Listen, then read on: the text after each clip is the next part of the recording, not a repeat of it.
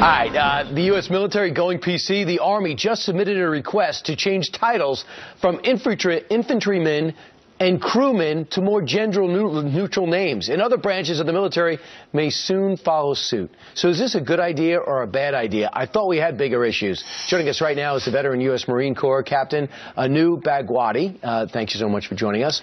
And a former Navy SEAL, a common face here on Fox News Channel, Carl Higbie. Welcome both back to Fox and Friends. All right, Anu, first off, is this overdue? Is this something we need to do? You know, it's a small step, but it's a necessary step. It's part of a much larger move by the Secretary of Defense to fully integrate the military and to make sure women who volunteer to serve, are made to feel welcome. As a female in the Marines, did you feel unwelcome? Absolutely. Really? For many reasons. I mean, there were very few women in the Marines to begin with, and so you stuck out like a sore thumb whether you were doing anything or not. There were about 6 or 7% of the entire force was female. So anything that serves to segregate us will make us feel less welcome. Carl? Well, I mean, look, we have ISIS running rampant worldwide right now, and we're worried about what we're calling our soldiers. The soldier's job on the battlefield is to put bullets in bad guys. And if they're not going to do that, if they want to focus on what name, I mean, you're a woman. Are you going to stop saying woman? I mean, hey, come on.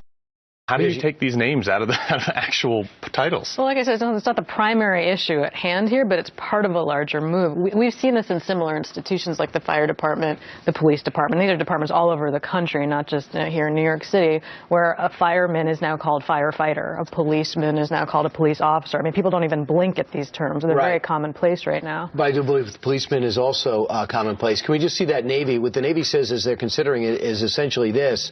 They're saying they're really considering whether they should do this or not. So they're up in the air on it as the Army maybe leads the way. There's some that just don't transfer. Here's what they say. This review is an opportunity for us, and a description of it. Well, you got a chance to see what I had to say.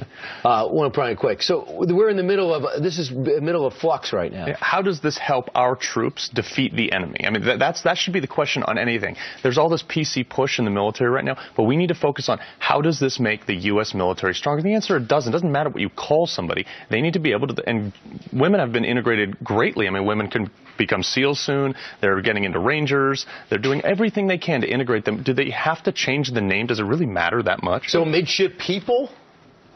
You know, they're really smart people who are working on this right now, and most of our resources are not being poured into this. So I don't think we should exaggerate that. Right? This is a very small step in the larger gender integration. I mean, uniforms are being gender neutralized. There's a lot that's being gender neutralized here. It's a PC push from a president that's never been in the military. Well, I just don't want politics. It's about taking care of your people. I know one thing. I appreciate both your service. Thank you. And with tremendous respect to go through both your training. Anu and Carl, thanks so much.